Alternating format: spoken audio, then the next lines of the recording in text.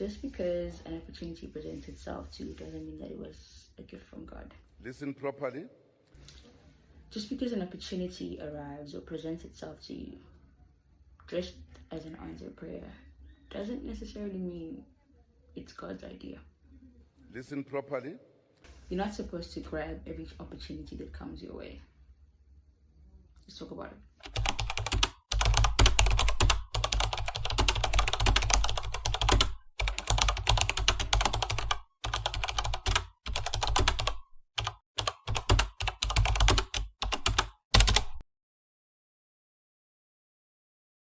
So we're still in Genesis, but I'm hopping around. Bear with me.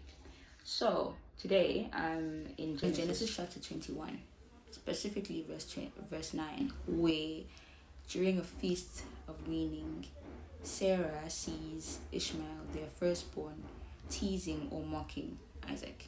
So you remember that the promise at this stage was about 9 years old, or rather at the point where Sarah has this idea. And I feel led to defend Abraham, because I think maybe if she had the idea a year after the promise, he would have rebuked her. Maybe even 5 years, 7 years. But maybe because it was close to 10 years, he was kind of warming up to the idea of taking matters into their own hands. And so, be that as it may, the kids grow up alongside each other, and one mocks the other.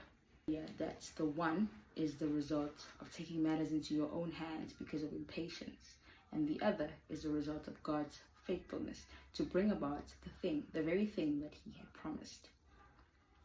So, what's the solution? There's now friction between the wives, and there's friction between the children. And in a fit of rage, Sarah suggests to her husband that he must send Hagar and their child Ishmael away. Obviously, upon hearing this, his heart is shattered. Naturally, it's his son, his firstborn son, right? Biologically. You know that Isaac is the firstborn by promise. So he consults God, and God's like, no, send them away, it's fine. I'll take care of both of them. And he does, and we know that as the story continues, when God provides for Hagar and Ishmael, she names him Elroy, the God who sees me. So God does fulfill the promise that he made to Abraham. God fulfills every promise, really. But anyways, so he sends them away. First thing, the next morning, he packs them a nice little lunch and sends them away. He doesn't hesitate. So we suspect that the suggestion came in the evening. They had a fight. She says, send them away. He prays about it, and first thing in the morning, regardless of how he was feeling, he sends them away. And I think we too have a duty to cut off those things that are tied to us from our past, that are now trying to haunt our future, the future that God has always had for us.